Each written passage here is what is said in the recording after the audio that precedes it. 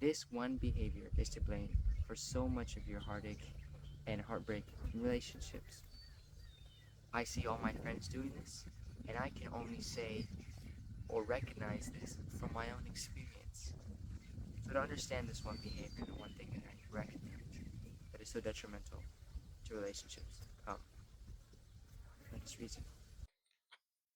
I was just a little boy, a homeschooler at that, so I guess you can say I don't know. I didn't know anything about relationships. Zero experience. I mean, a little bit, but not really. Anyways, so when the cousin of the girl that I'd liked for like, an entire year, when he was like, "Oh, by the way, she likes you," it's like, wait, actually, I thought he was messing with me because I'm like, bro, there's actually no way. I didn't even catch on to it at all. Um, it's like, dang, and all my life I wanted to be in a relationship. Especially the way it's portrayed in music and the movies. It's like, dang, that if that's what a relationship is like, I want to be in one. I could hear the songs like, "Oh, you're my everything. I do anything for you. Jump something train for you." I'm like, dang, like you want her that bad? She means that much to you? Uh, I don't know. The idea of somebody meaning that much to me was kind of appealing, and that's what I wanted. You could kind of foster that, and a lot of the music was like, oh man, like I said, beforehand it was just me thinking, it was me fantasizing. But now that I like this girl and she likes me, we're basically dating. So like, I can think, that was my mindset, and so that's how I approached um it subconsciously when I was listening to songs. I was like, yeah, like I guess I would jump from a train for her. You say these things, you think these things, um, because it sounds nice, right? And it felt good. It felt nice until after a couple months, she was like, I don't really like you anymore. It's like, okay, well, that's what I said. It hit me a little harder than that. It shouldn't have. Um, it was just a middle school. Oh, I like her, you like me, or I like you, you like me. But it wasn't because I believe these words. Well, when I heard "You're my everything," I believed. When I heard "Or I can't live without you," I believed that. And it's like Henry Ford once said, "Whether you think you can or you think you can't, you're right." It's that all human desire to be the main character that makes listening to music so detrimental in the way that we think about our own selves and about our relationships in general. Tell me if I'm wrong, but at least for me personally, what I do is I listen to a song and I hear the lyrics, and what ends up happening is I scan through my own narrative, I scan through my own life. You start like putting yourself in the narrative that's given, and what ends up happening is it tells you what to think, really, right? So instead of experiencing a experiencing an event and then following your own logical conclusion, you're following their conclusion of this event. What it ends up doing is it tells you what to think, but it also manufactures feelings because the music just goes straight through our logic systems, and it affects us differently. And really, when we follow this manufactured, more cinematic, more appealing narrative, um, it teaches us to become slaves to our own feelings. If I feel it, well, I guess I should do it, right? And what's worse and why that's dangerous, what it does is when we romanticize our feelings, it creates a lower tolerance for stable love. Okay, and so that in of itself is bad, but what it effectively does is it's actually stripping away our tolerance for the most fulfilling experiences that we can have. To help us fully understand how music and popular culture for that actually affects us, I want to show you a little diagram or mechanism, a model, whatever you want to call it, for human behavior, for how we develop. And this mechanism I usually use when I try to analyze somebody, or I subconsciously do it when I'm reading a book. It just kind of comes in your brain. The way that it works is there's just three simple elements. We have what we think, so our thoughts, our inner monologue, if that's what you want to call it. We have our actions as our second component, and our third component is how we feel, our feelings. And so it can safely be said that the way that we feel affects our thoughts. It also affects our actions, and actions affect thoughts, thoughts, feelings. You get what I'm saying, and you know where I'm going. And so to really graph that, to understand it, to put in a diagram, we can have this feedback loop, so feelings affect thoughts, which affects actions, which affects feelings.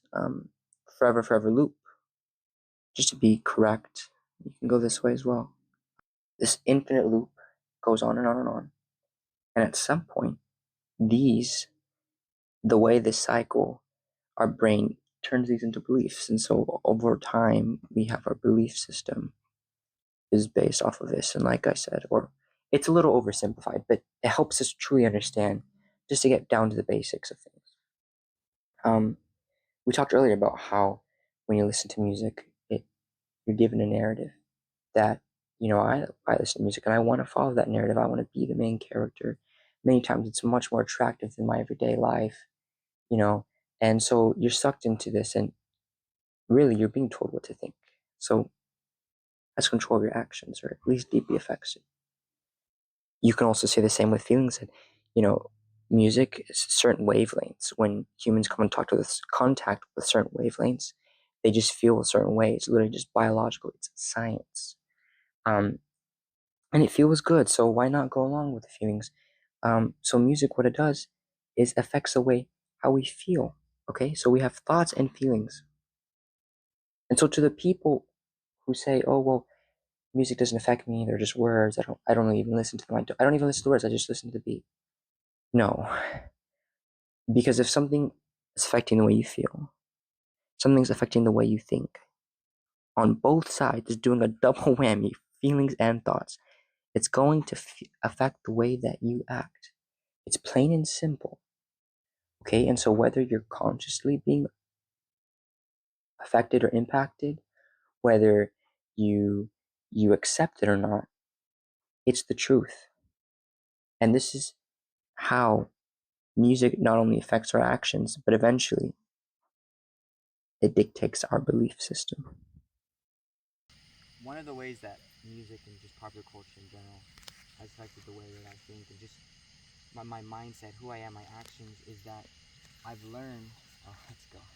I've learned, or I've been, came up with this idea, or not came up, but I bought into the idea that my worth is attached to me attracting a girl, where I'm worth more if I can attract a girl. The prettier the girl, the more worth I have. The more girls, the more worth I have, And it's all this just messed up cycle.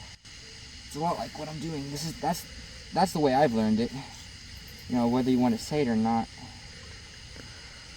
Getting girls and getting a relationship is less about love and it's more about fishing. And with fishing,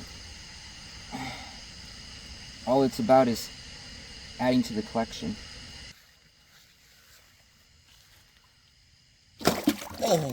You see, the reason why music is so effective in altering our behavior and our mood and our emotional patterns is because what it does is it takes a real need that the human heart has and it fulfills it in the wrong way.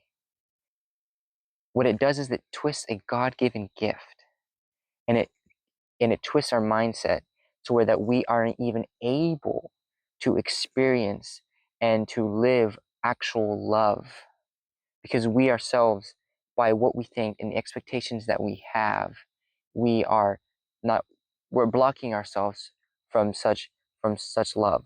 We all want to belong. We all need to belong. We all need to know that we're loved. And Frank, I forgot his name, but the author of Man's Search for Meaning, he talks about, he calls it logotherapy, and that's how we look for meaning.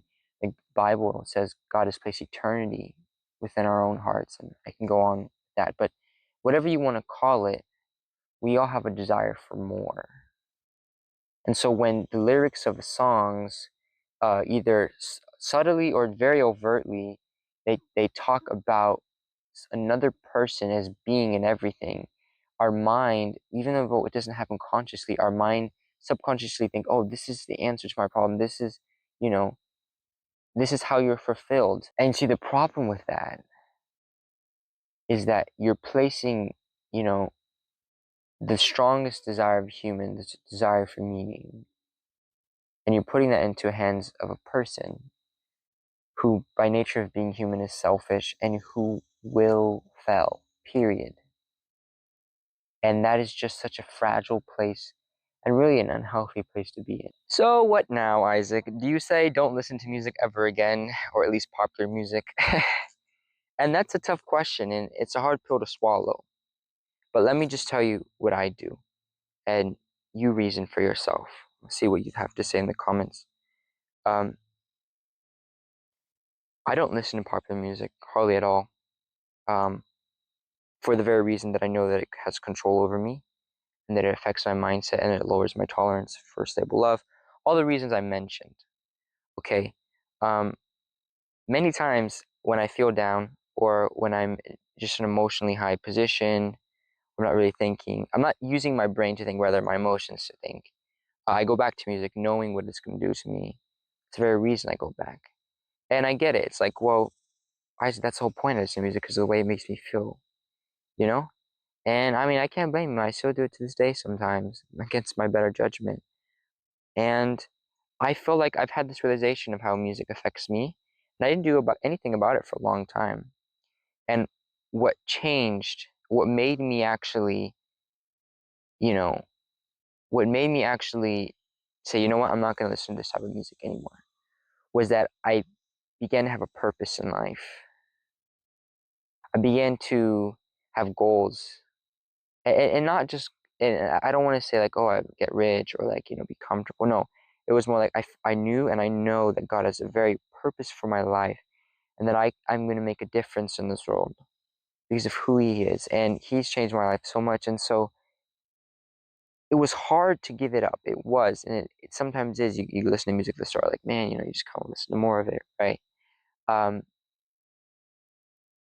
but I would have never given it up if I didn't have a bigger cause. Why not just feel good now, right? Well, the reason why not to is because you have a bigger goal, and this is only an obstacle, and this is only a hindrance. And so that's the framework under which I see it. It's a hindrance to what I really want in life, and it's a way that the enemy can control me. And so I challenge you. I think it's best everybody that nobody listens to it. But I challenge you, be very conscious. Ask yourself and pray to God, because He will show you. That's why I have discernment to see. He will show you. Look, say, how is this music actually affecting me? And be real with yourself, and you will get scared. So you know what? If you don't feel a calling in life, you don't feel purpose, then yeah, it's gonna be really hard. Giving up most of the music you listen to, it's a very hard thing to do. But sometimes you have to go all in to be set free. Hey guys, thanks for watching. Before we end the video, I just wanted to say something really important. This channel's name is Come Let Us Reason. And I have a vision, I have a dream, I have a hope that this channel isn't just me telling you what I think, but it's us, it's a community of thinkers who come together and say, come, let us reason. That necessitates me listening. But that also necessitates you speaking. You have a voice. Use it. I want to hear it because I need it. Whether you agree with me oh wow, that's a good point. I never thought about that. Or you disagree with me. It makes me have to think.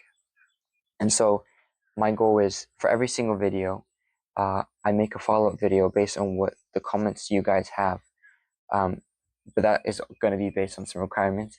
So just for this video, I have no clue how this is going to go. Leave down 20 comments. If I see 20 comments of people adding actual meaning to this conversation, I will make it my promise that I will make another video so that we can continue this conversation, because that's what it is. So thank you guys so much for watching once more, and see you next time.